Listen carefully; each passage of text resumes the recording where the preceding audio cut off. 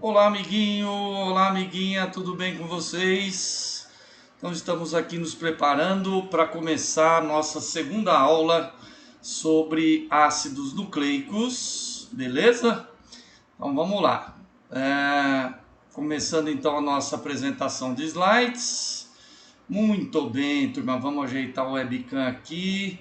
Maravilha. Galerinha, o que nós vimos na nossa primeira aula sobre ácidos nucleicos? Nós vimos que o DNA é composto por duas fitas ou cadeias polinucleotídicas que são antiparalelas, uma está de ponta cabeça em relação à outra e são complementares.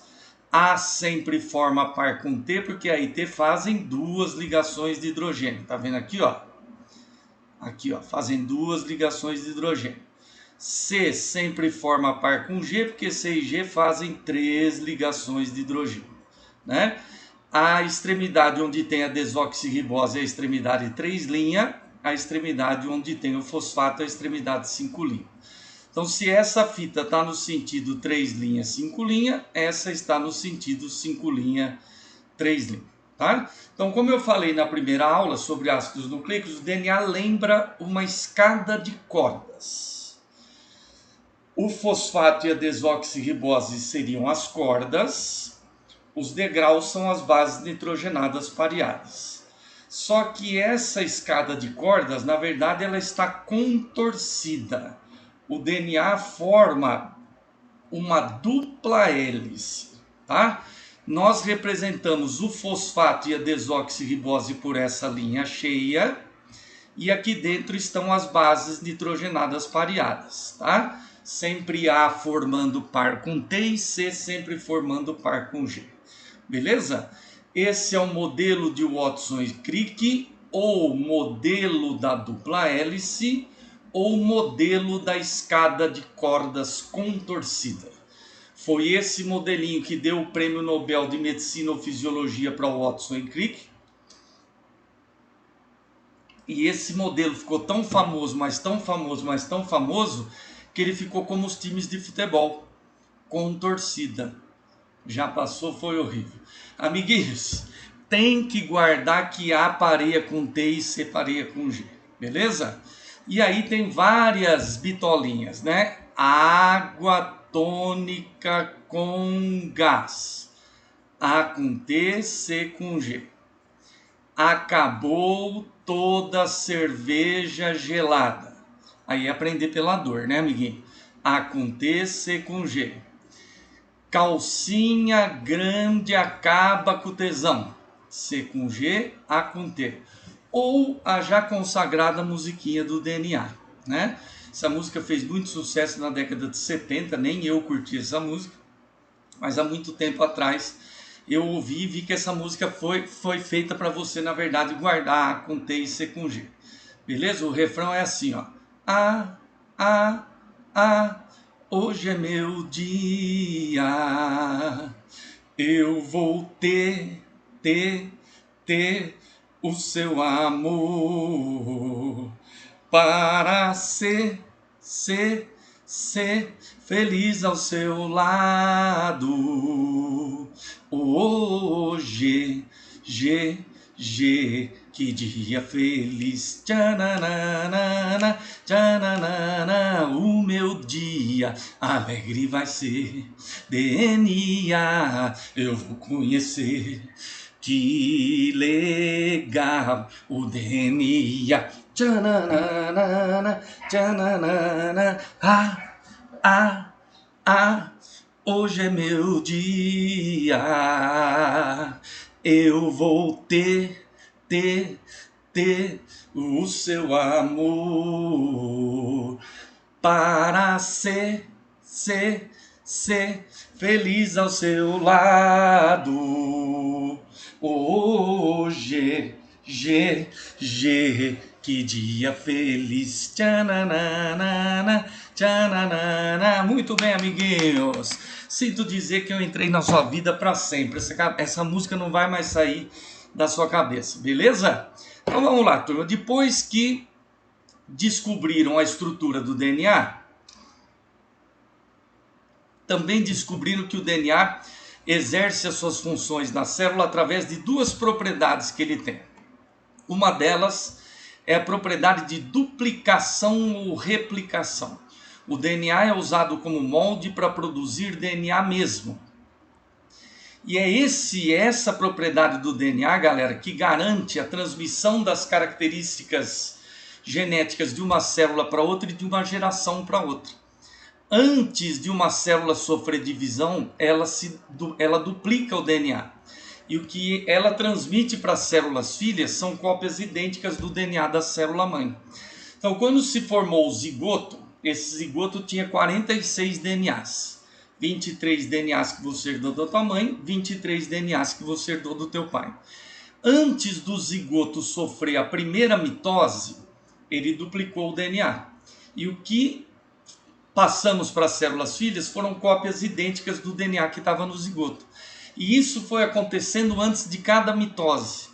Por isso, galera, todas as células do nosso corpo têm exatamente os mesmos DNAs, tá?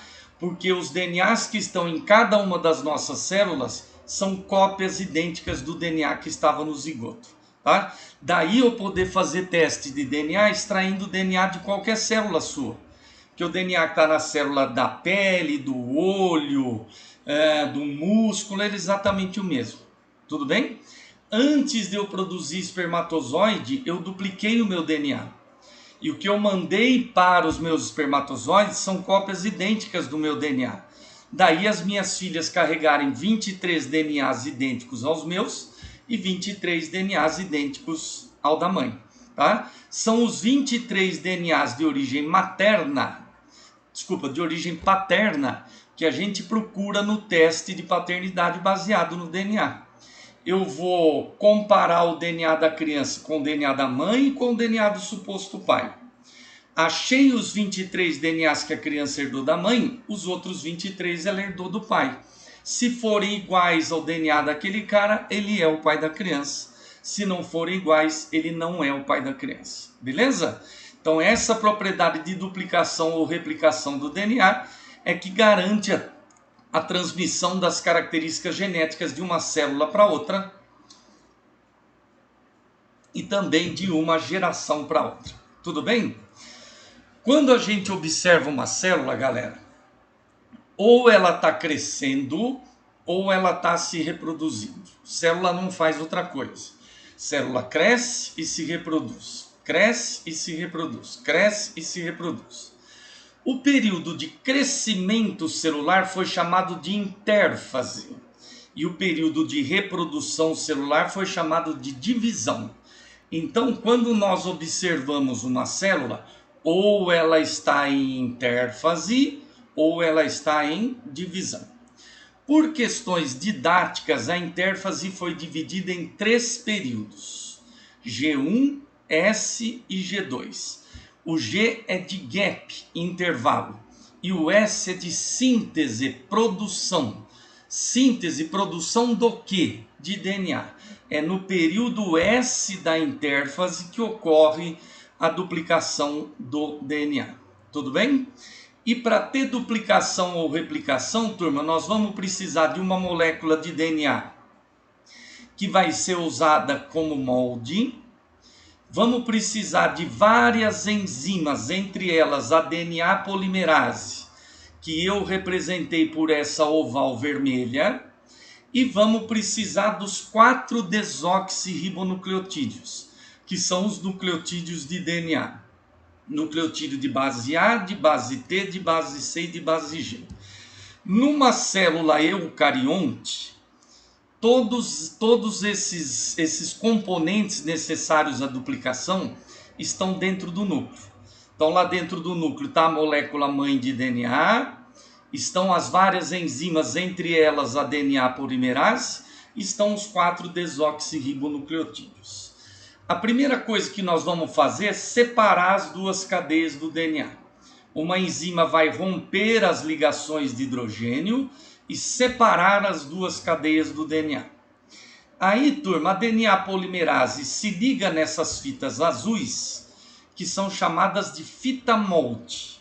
E a enzima vai ler essa fita molde e fabricar uma nova complementar ao molde.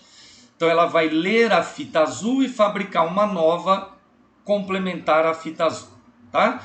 E como que ela faz isso? Ela faz por tentativa e erro. Então imagina que ela leu A na fita molde, o que ela tem que colocar na fita nova? T. E como que ela vai fazer isso? Tentativa e erro.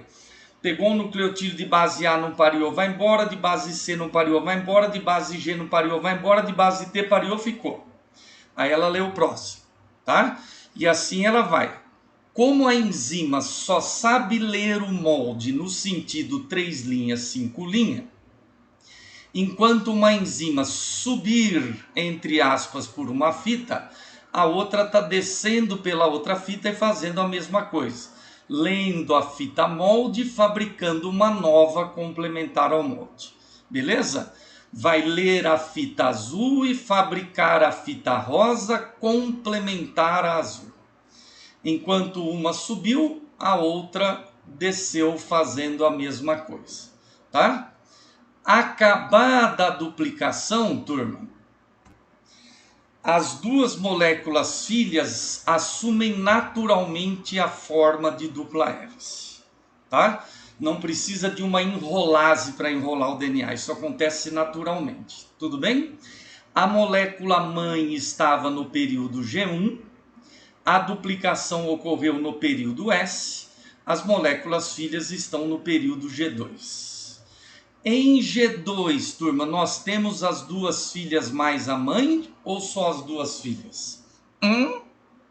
Só as duas filhas, né? A molécula mãe deixa de existir para existirem as duas moléculas filhas. Beleza?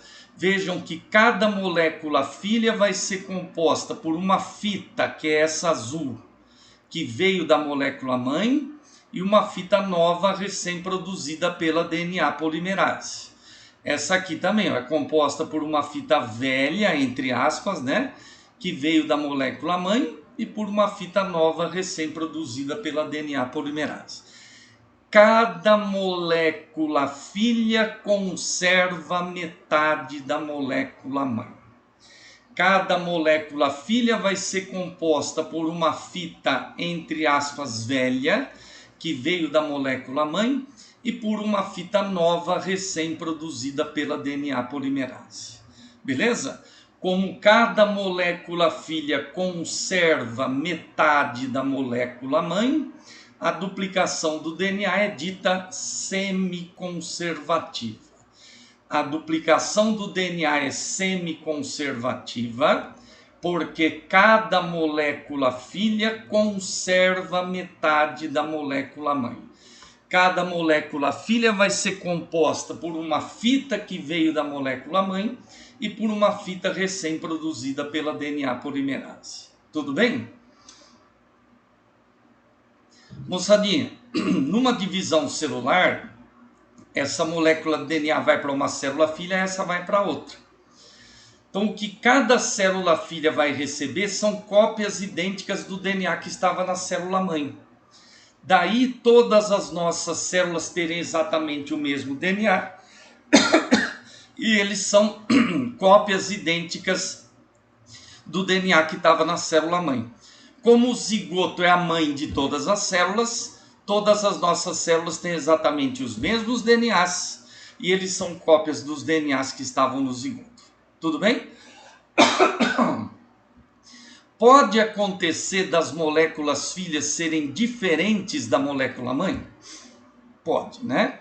Se a DNA polimerase cometeu um erro. Isso é uma forma de ocorrerem mutações espontâneas no DNA. Só que essa enzima, galera, é extremamente fiel ao trabalho que ela faz. É a única enzima descrita até hoje com a capacidade de fazer a revisão do trabalho que ela já fez. Então essa é uma enzima que tem duas porções, uma que vai na frente fabricando DNA e a outra que vem atrás conferindo. Então imagina, a parte da frente da enzima leu C aqui e colocou G aqui.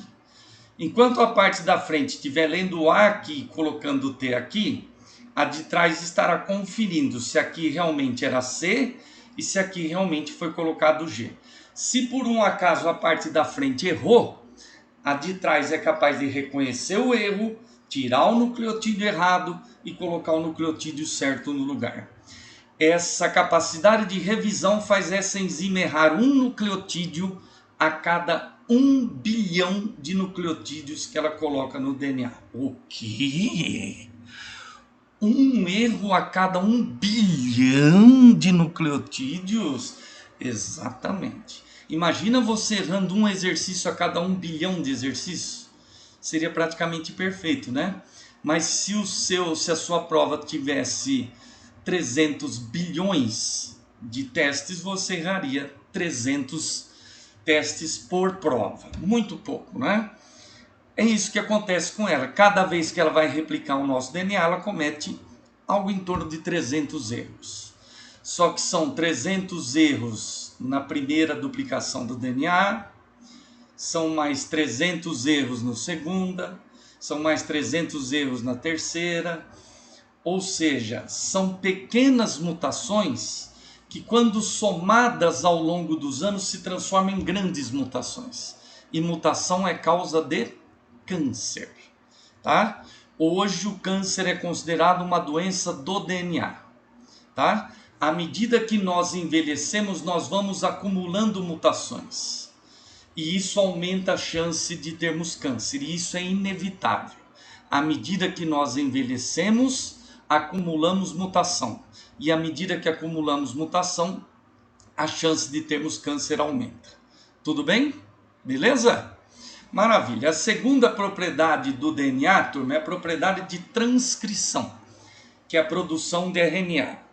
O DNA produz RNA, o RNA produz proteína. E a célula funciona de acordo com as proteínas que ela produz.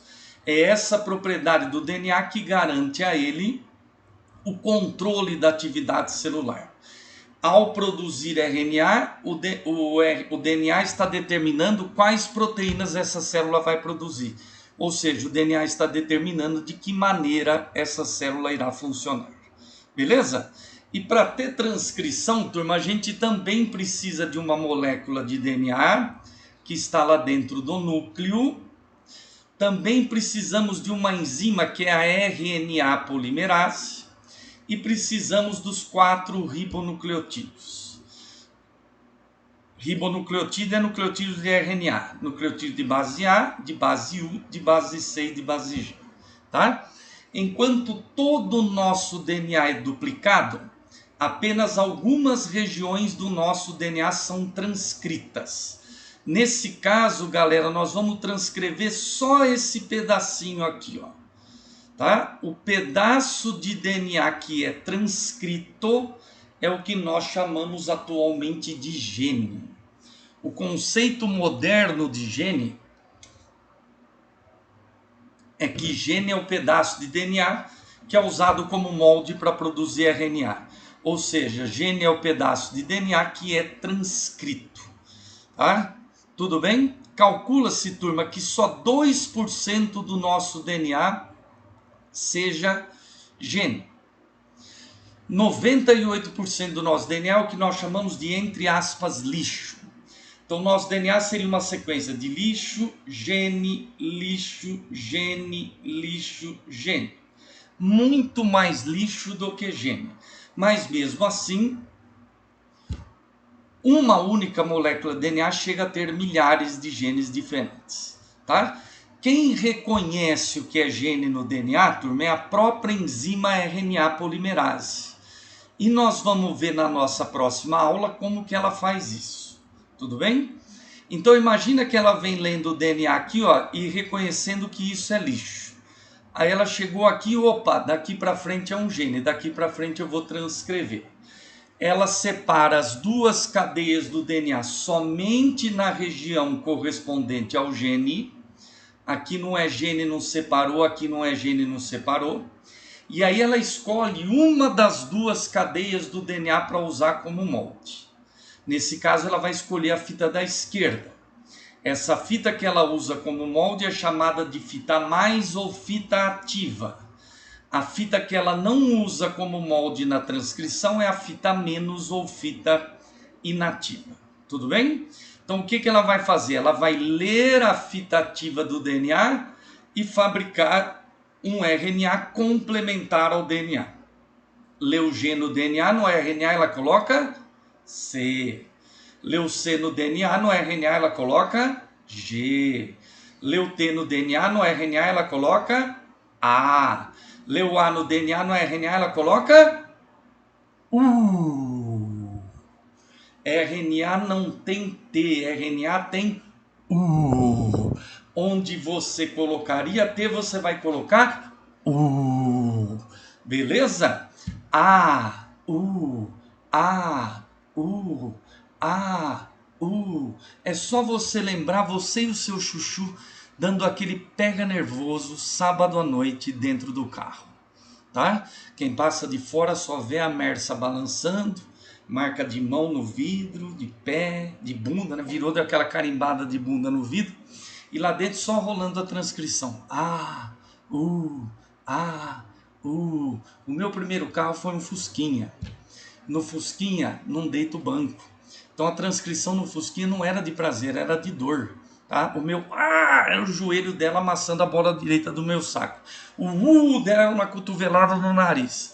Tá? Então, no Fusquinha, a transcrição é de dor. Na sua Mersa, na sua BM, no seu Audi, a transcrição é de prazer. Beleza? Aí, amiguinho, pode ver que o RNA, depois de produzido, ele sai do núcleo e vai lá para o citoplasma. E o DNA se fecha e volta a ser exatamente como era antes. Tudo bem? Esse gene pode ser transcrito de novo? Pode, e realmente será transcrito várias vezes, tá? Só que toda vez que esse gene for transcrito, será produzido esse RNA, porque para o mesmo gene é sempre a mesma cadeia que é usada como molde, beleza? E veja que como o RNA ele é produzido usando uma única cadeia do DNA, o RNA não é fita dupla, o RNA é fita única ou simples. Por ser fita única ou simples, não precisa respeitar a relação do Chargaff. Normalmente no RNA a quantidade de A é diferente da de U e a quantidade de C é diferente da de G. Tudo bem? Turma, em todos os seres celulares, o DNA é sempre de fita dupla e o RNA é sempre de fita simples. Vírus pode ter DNA de fita dupla ou DNA de fita simples. RNA de fita simples ou RNA de fita dupla. Tá? Mas em todos os seres celulares, o DNA é sempre fita dupla e o RNA é sempre fita simples. E através desse processo de transcrição, são produzidos 3 tipos principais de RNA: o mensageiro, o transportador e o ribossoma. Os 3 tipos são produzidos da mesma forma, usando o DNA como molde para fabricar um RNA complementar ao DNA. Transcrevendo diferentes genes, são produzidos RNAs com diferentes sequências de bases. E de acordo com a sequência de base, ele vai se comportar como mensageiro, como transportador ou como ribossoma.